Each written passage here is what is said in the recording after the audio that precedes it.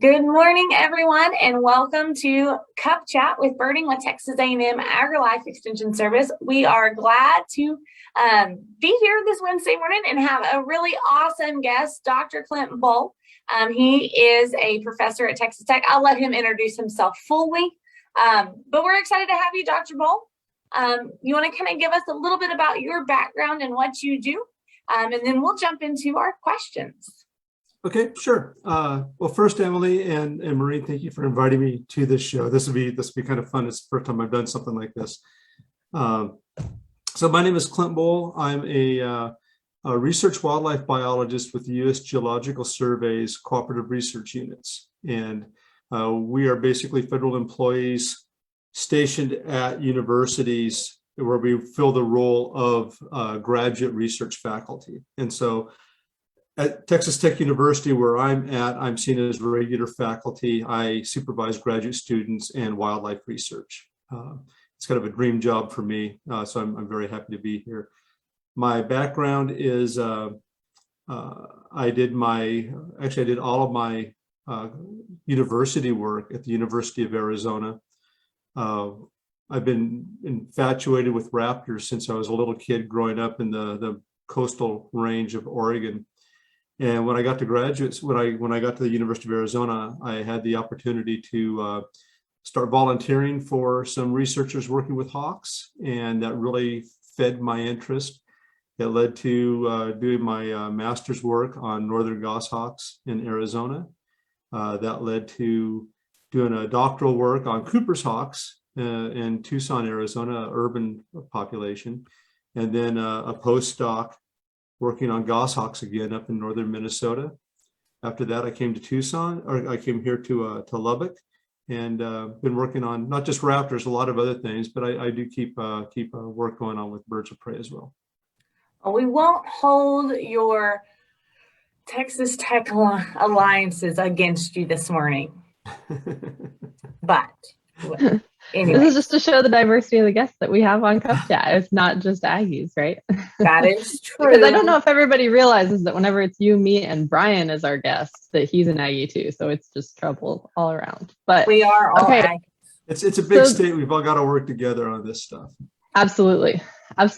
So Emily likes to say there are no rules with Cup Chat, and there's actually something Clint said that made me switch up what I was thinking I was going to ask first. So Clint, you talked about you've been infatuated with raptors since you were a little kid. And I know just in the time since I was a little kid, when we would see hawks when I was young, it was kind of a big deal and we wouldn't see them very often. And now, if you're paying attention in urban area, suburban area, you'll see them pretty regularly. If you want to find a hawk that day, you can find a hawk. They're around. What has happened over the past, 20, 30, 40 years that has made it to where hawks are doing pretty well? I think it's a good question. I think that it's more a question of what has happened over the last 200 or 300 years, in that when people of European descent came to the North American continent, they brought with them a attitude of persecution towards wildlife that they saw as competitors or potential predators on their livestock or game animals that they wanted to go after. For example, our national symbol, bald eagles, they had bounties on them up through the 40s, and were not actually protected throughout the United States until 1959, when Alaska got statehood, and they became protected in Alaska under the Bald Eagle Protection Act. And so there's this long history of persecution, and that went until about the 1930s, when ornithologists and other people that were just of interest about birds of prey started recognizing that this is an issue, this is a problem, and places started becoming protected, like Hawk Mountain in Pennsylvania was one of the first places protected, especially for raptors, and that was by a very wealthy lady that bought some land up there and banned people from going up there and just shooting hawks during migration. So there's persecution was pretty widespread all the way up through the 50s, 60s. And it wasn't until 1972, when raptors were all added to the Migratory Bird Treaty Act. And after 1972, they all became protected from persecution. And the thing is, you think about it in that context, you had this long history of persecution. You had this idea that, to see a great horned owl, I remember when I was a kid reading My Side of the Mountain. You may have read that book. And he talks in there, I remember this day, he talks in there about coming across a great horned owl and how he knew he was really in wilderness because you only found horned owls in really wilderness areas. And the fact of the matter is, it's not that horned owls need wilderness. It's just that at that time, wilderness was the only place a horned owl could be where it wasn't going to get shot off of a telephone pole or something. And so this long history of persecution also kind of led us to envision raptors as being these creatures of the wild, remote places. And I think what we've found over the last, 30, 40 years, and I'm going back a little bit longer than us in our childhood, is that after the protection in the 70s, it was in the late 70s that the first reports of merlins nesting in urban areas in Canada started coming to the fore. And then from there, other species started becoming more common in urban areas. And I think what we found out is that, if we give them their space, if we don't harass them and persecute them, they can tolerate us pretty well. And many populations have recovered. In addition to persecution, there were issues like DDT and other factors. But as those populations have recovered, we see them a lot more. They're not persecuted to the extent they used to be. It still does happen, unfortunately. But because that has lessened, populations have recovered. So numerically there are more, but also they are more acclimated and tolerant of us because they're not being harassed by us all the time. So they're more approachable for us to see. That was long-winded. Sorry about that. No, that's okay. That's like the perfect background to everything we're going to talk about. It's good to talk about our history before we talk about what we see today. So no, thank you. That was perfect. Well, and it's funny that you mentioned, and I'm going to, again, go off script again, but when I was little, I would remember my mom always pointing out hawks. We didn't know any other birds, but my mom liked hawks. And so she would point out hawks as we drove down the road and say, oh, there's one, or did you see that one? And I'm like, Mom, no, I didn't. But, at that age in my life, I was just like, what is this crazy lady doing? They're birds. Let's keep driving. But we would, but that was one thing that my mom always recognized and thought was kind of a rarity was when we would see a hawk. Okay. But was it that she recognized it as a rarity, or was it just more that it was a bird that she could pretty readily identify? I don't know that because I don't know that she readily identified them as like a red-shouldered hawk or a specific type of hawk. I just think she just said, oh, did you see that hawk? Well, I mean, like, if you go to the aquarium, like in Corpus Christi, and you go to the big aquarium and you see the fish, someone buying, oh, that's a shiny one. That's a shiny one. That's a shark. Right. I don't know what kind of shark it is, but that's a shark. And I think that's one of the things about raptors is, people see birds all over. And I mean, some are very easy to identify for the non-birder, like a blue jay. But if you have house sparrows and house finches and thrashers and stuff, people get, if they're not an experienced birder, they get kind of lost in the browns and grays and everything. Right. But the shape of a hawk, there's something, maybe it's our primordial brain or something, but it's like, a big cat, a big canid, a bear, a shark, a hawk. There's something that we recognize that makes that different. I don't know a peregrine falcon from a red-tailed hawk from a red-shouldered hawk, but I know that is a raptorial bird. And I think that is kind of one of those things that is kind of strikes something in us where for some people it's antipathy, for some of us it's excitement, and so I think that we more readily pick those things out. It's a really good point. Well, and it was just kind of an interesting thing, as she just, Mom wasn't a birder. She hasn't ever noticed a bird other than a hawk in my life that I know of. So But same thing for us, Emily. Like my mom would always point those out. And I suppose also, and when we talk about introducing other people to birding, a hawk is nice and easy to see. It's you can, like Clint's saying, you can easily distinguish there's all these little brown ones, but then bam, like there's a hawk, and it's pretty, if they're sitting on a fence post or something, you can get a good look. They're not going to be as flighty as, some of our little songbirds. So Right. Yeah. Well, there was another thing that happened in the 70s and 80s, and it was the peregrine falcon became kind of the poster child for conservation and ecology and recovery of an endangered species. And the Peregrine Fund out of Boise, Idaho did a really good job promoting this, if not nationally, globally even. And to the point where even while I was doing my research in the 90s, I would talk to people and they had Cooper's hawks nesting in their backyard. And they were just adamant that those were peregrine falcons. And my grandmother, when she was alive, she'd say that we had this peregrine falcon perched, on the telephone pole outside the house and stuff. And it's like, the social consciousness was, there's all this information out there about peregrine falcons. And so everybody was thinking that every raptor they saw was a peregrine falcon, which was not accurate, but it got their attention on birds of prey and the issues of conservation, which I think is a pretty cool thing. That's neat. And I love peregrine falcons. They're very cool. I think we've talked about it before. Sometimes we ask our people, not what's your favorite bird, but if you were a bird, what would you be? And if I was a bird, I'd be a peregrine falcon. I don't know. Do you have an answer for that, Dr. Boal? If you were a bird, what would you be? I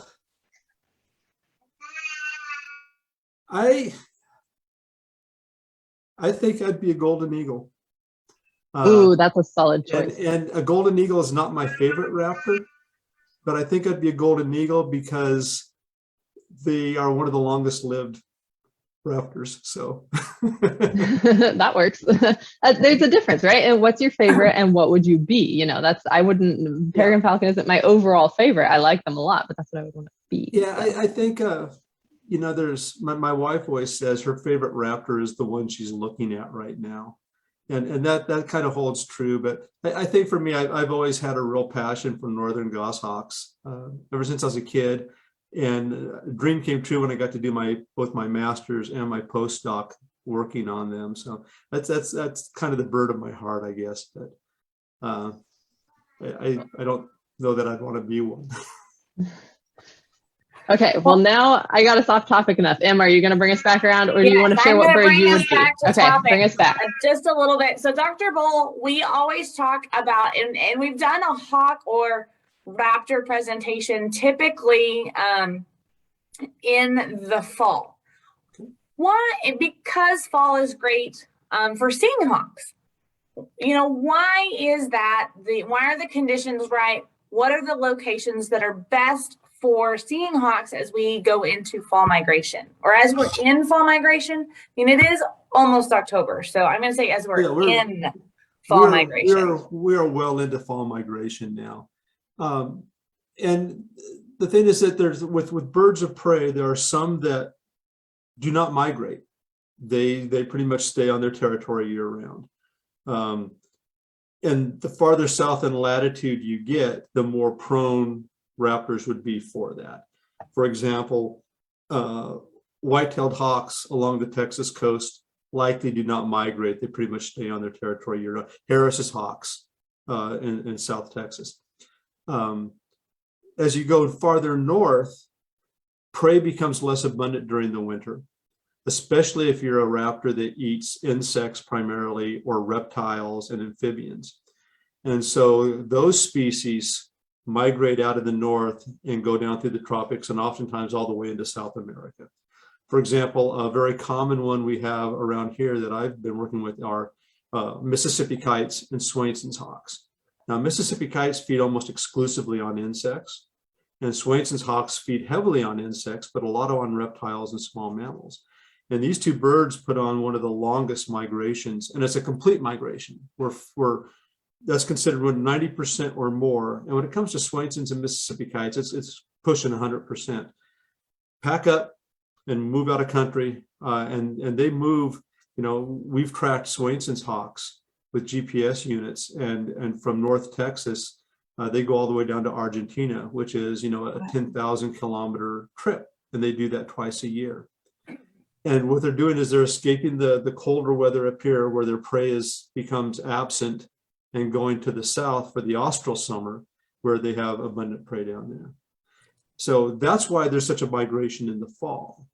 The things that precipitate that are we get cold fronts out of the north, and we get those northerly winds or winds out of the north and west, and that kind of pushes the hawks. It facilitates migration southward, so they're not fighting against headwinds, because migration is very energetically expensive for these birds.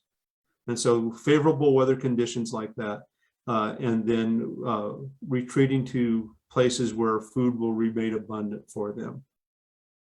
Well, and it's interesting that you say that, because I have recently moved just a little bit north from where I currently was at, and the temperature difference is drastic, and you don't always think about, what a few hours north or south will do. And it is definitely, it can definitely make that difference.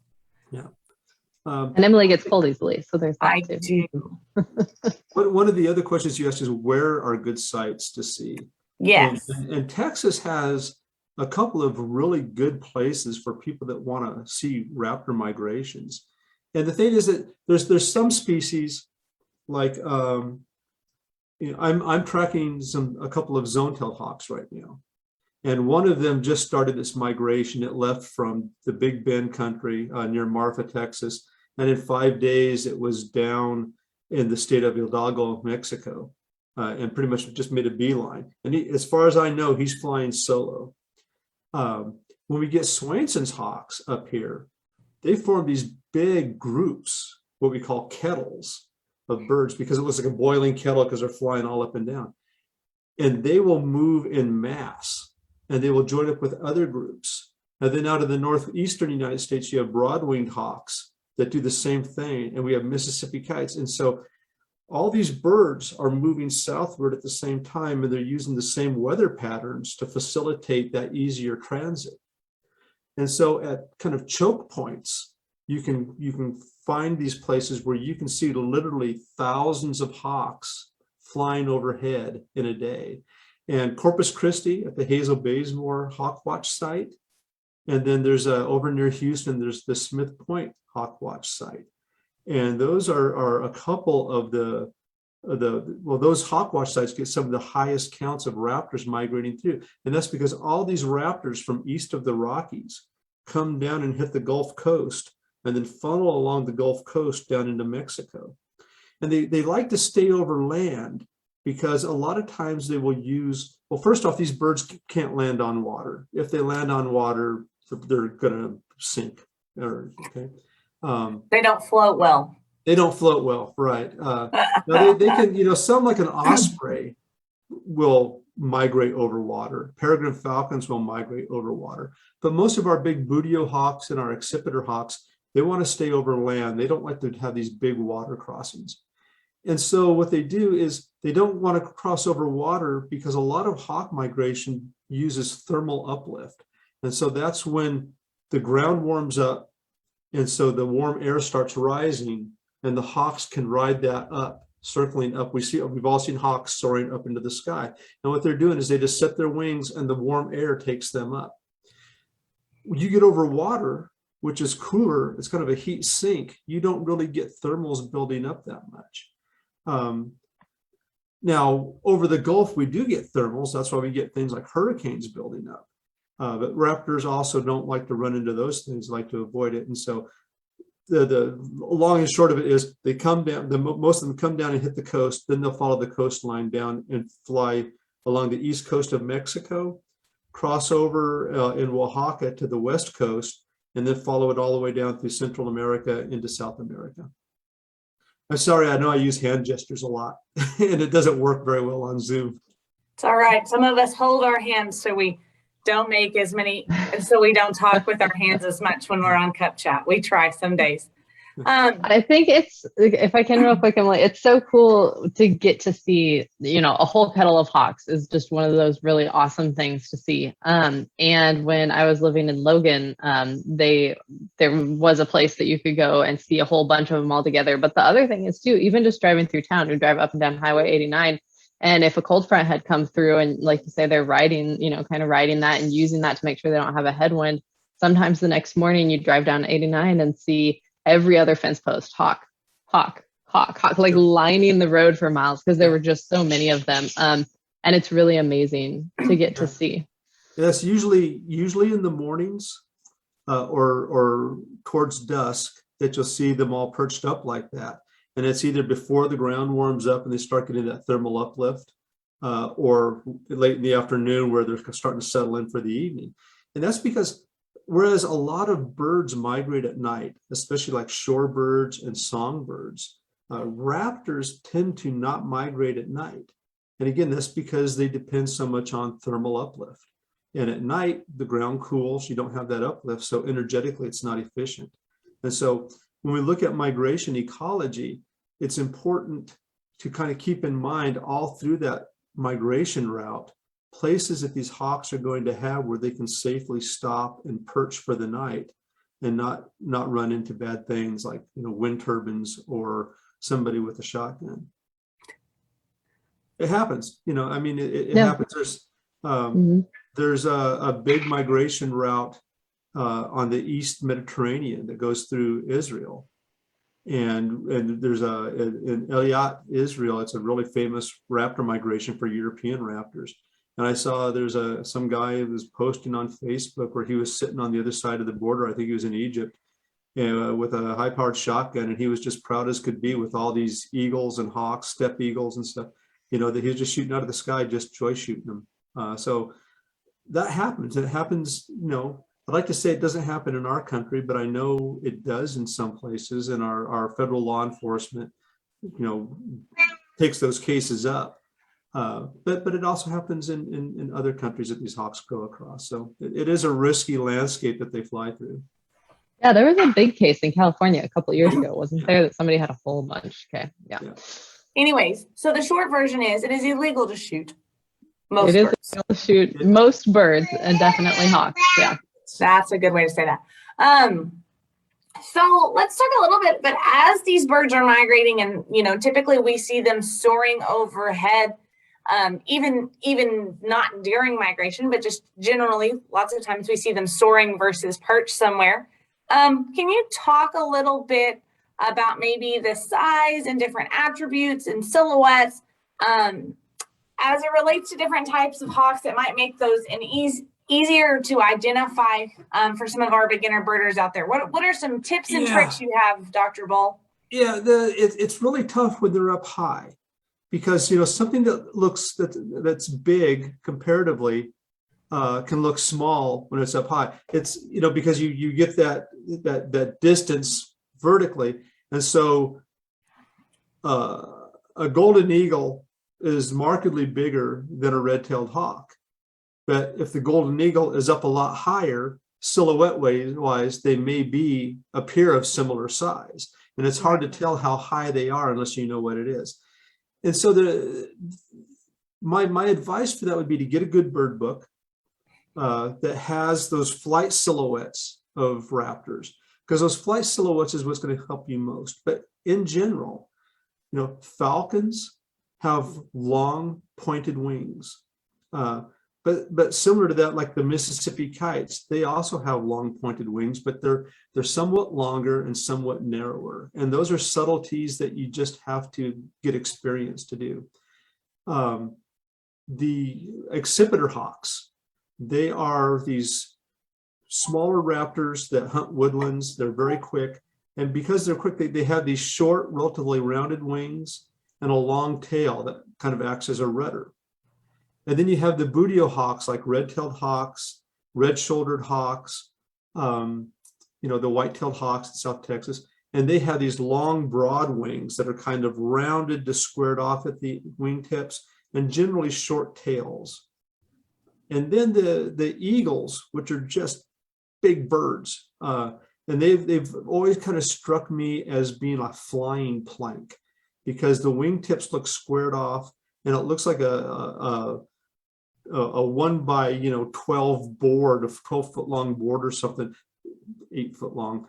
But a golden eagle or a bald eagle has a 7-foot wingspan, and so those wings are pretty much the width from front to back is pretty much consistent from the body all the way out close to the wingtip. So it looks kind of like that flying plank.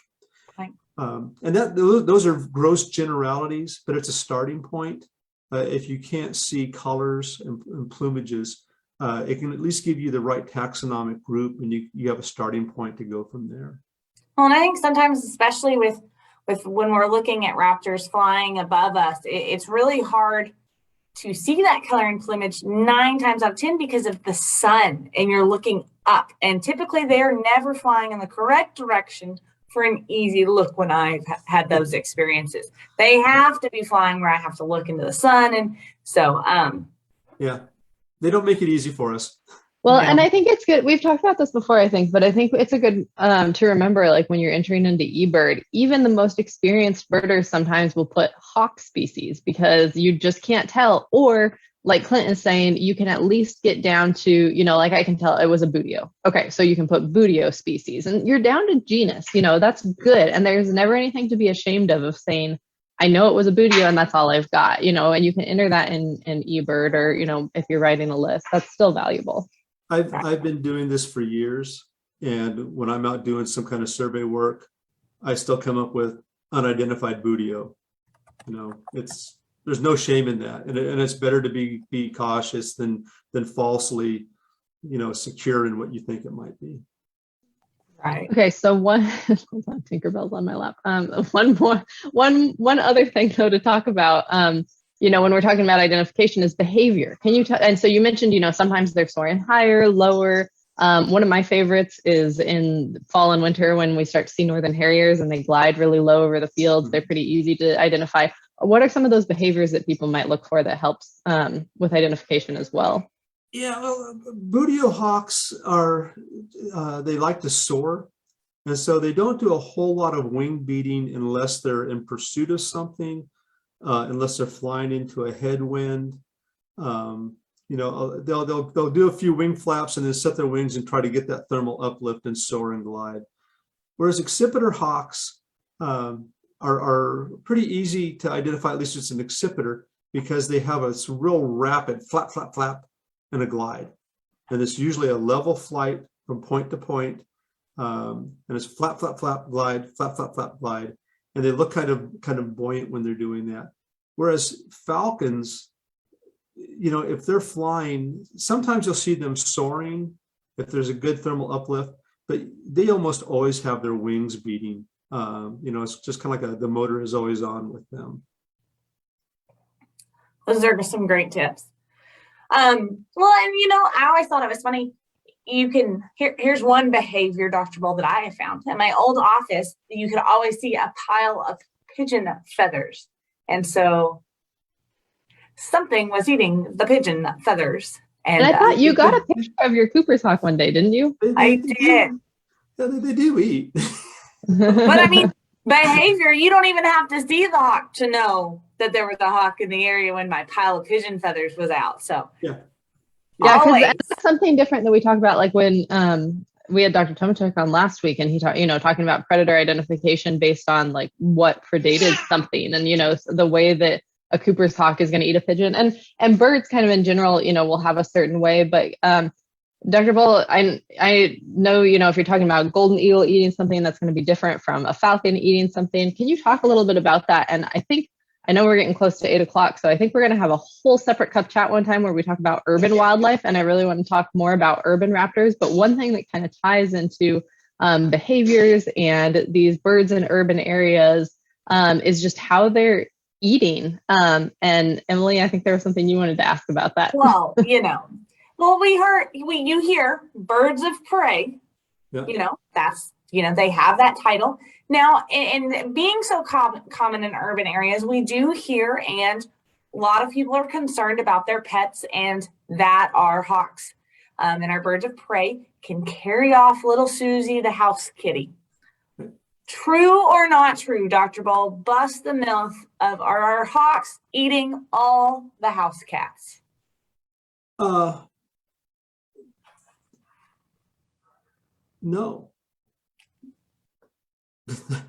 No, they're not. There's some things to think about when you talk about if we're talking about cats. Okay, and there's several things to factor in.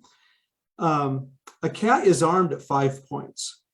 A cat can do almost a 180 in its own skin.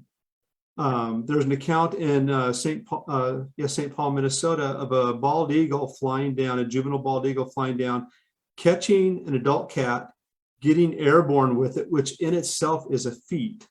And I'll explain that in a moment.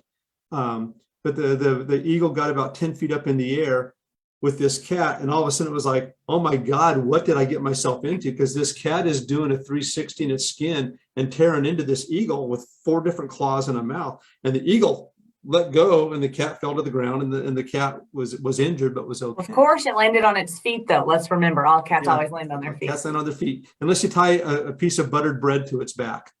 Then it just spins. Okay, it's an old joke.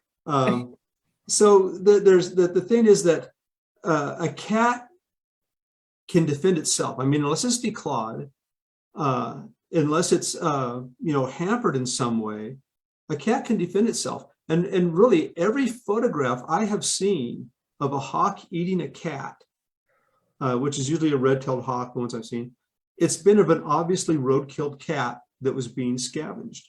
Okay? Gotcha. Now, I would be the last person to say that a hawk or an owl is not going to make a grab at a cat sometime. But I would suspect that, if it's an adult cat, that hawk or owl is going to learn very quickly that that is not something to mess with, because it can hurt them. Now, if it's a kitten, if it's a half-grown cat, yeah, maybe they would get it and kill it. And undoubtedly, in what we do in wildlife and everything, there's no hard and fast rule on anything. There's always going to be exceptions. But I think there's two parts to your question. Is one, can it kill it and eat it? And if a horned owl or a red-tailed hawk, which is a pretty good sized raptor, gets the good grab on a cat, sure, it could kill it. Could it eat it? Well, if it kills it, sure, it's going to eat it. The other question is it going to carry it off? And I hear this all the time about raptors carrying things off.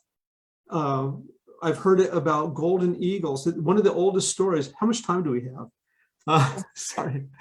You're good. It is technically 8 o'clock, but Emily and I always budget extra time for ourselves. So however much time you have, we have. one of the earliest stories about raptors carrying things off was from a book called The Eagle's Nest in like 1850 or 1860, something like that. Where in the book, a golden eagle carried off a little kid. And this book was a children's book. It was used in schools. And so it became this psychic thing for kids, that golden eagles are a threat. And then Thomas Edison, one of the first motion pictures ever made was by Thomas Edison and was based on that book. And it had this horribly stuffed golden eagle carrying off the little toddler, everything. And so that was kind of the mentality of our society for a long time, the early part of the 1900s. And it just isn't true. It's physically impossible for that to happen. And it's a simple matter of weight loading on wings, what a bird can lift. So I have a little prop here. Okay. And you'll bear with me, okay? But this is a silhouette of a Mississippi kite. Okay. It's not working very well. Mm. So this is a silhouette this is the life-size silhouette of a Mississippi kite. And it looks pretty big. But the reality is,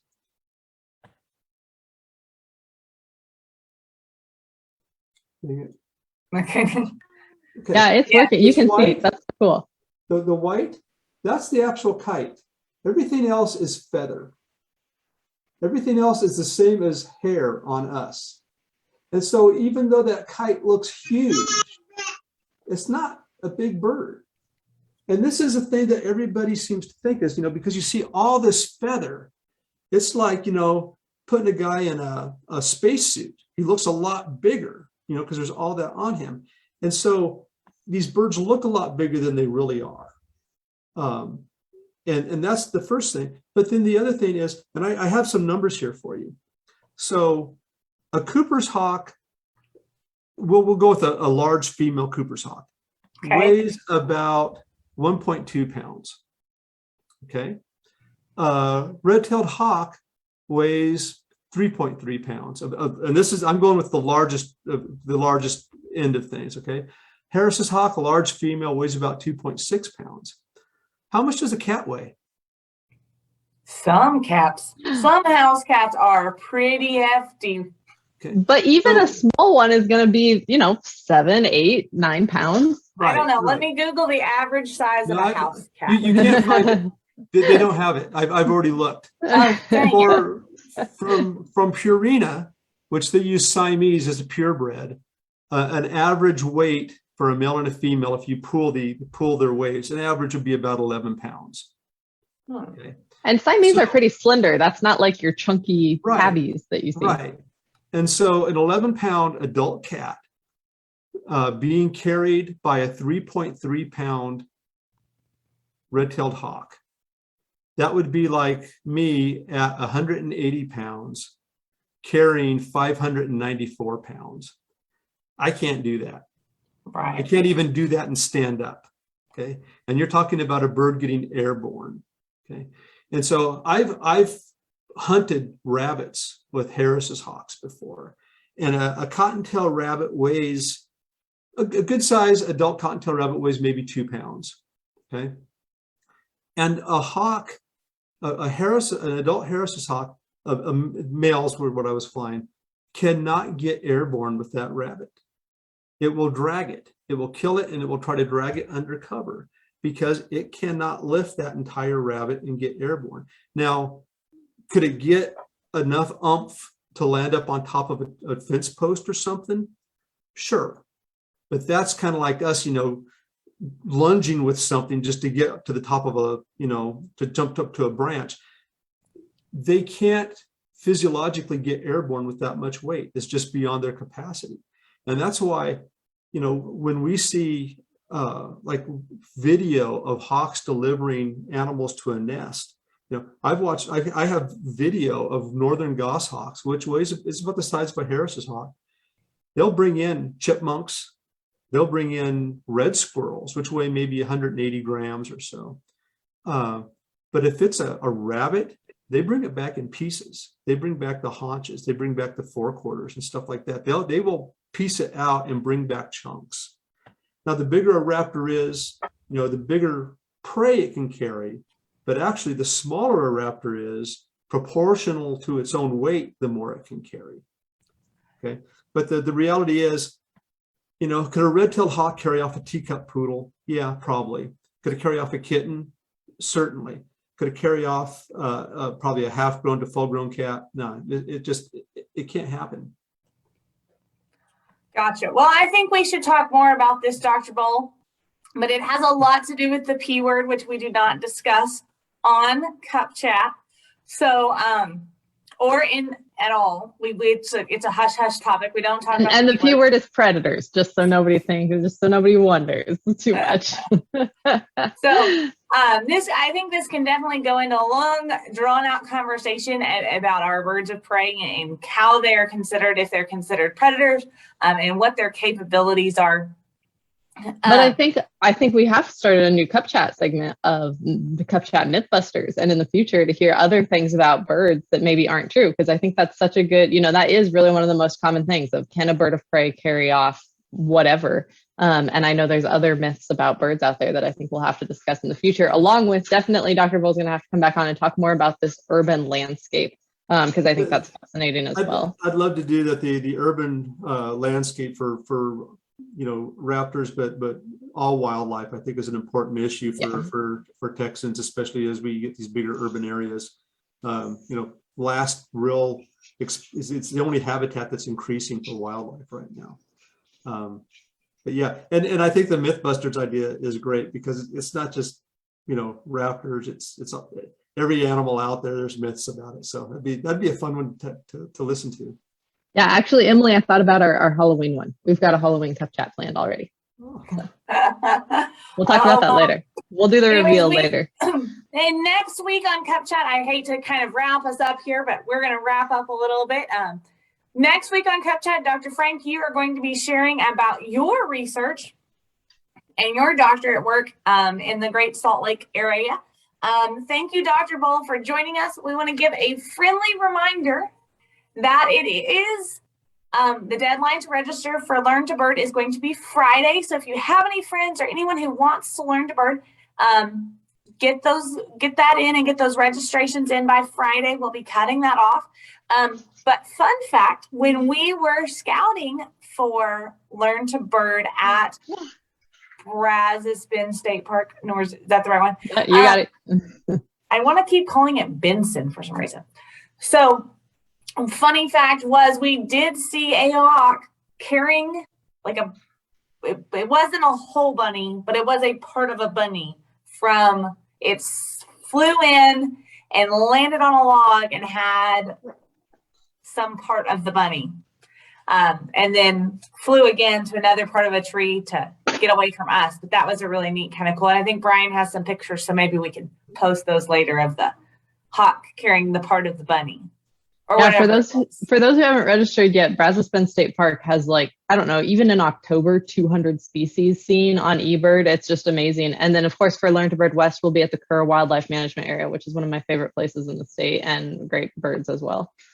And so for Kerr Wildlife Management Area, we know that is sometimes open to the public and you can go in, but we do have backstage passes as we do most places.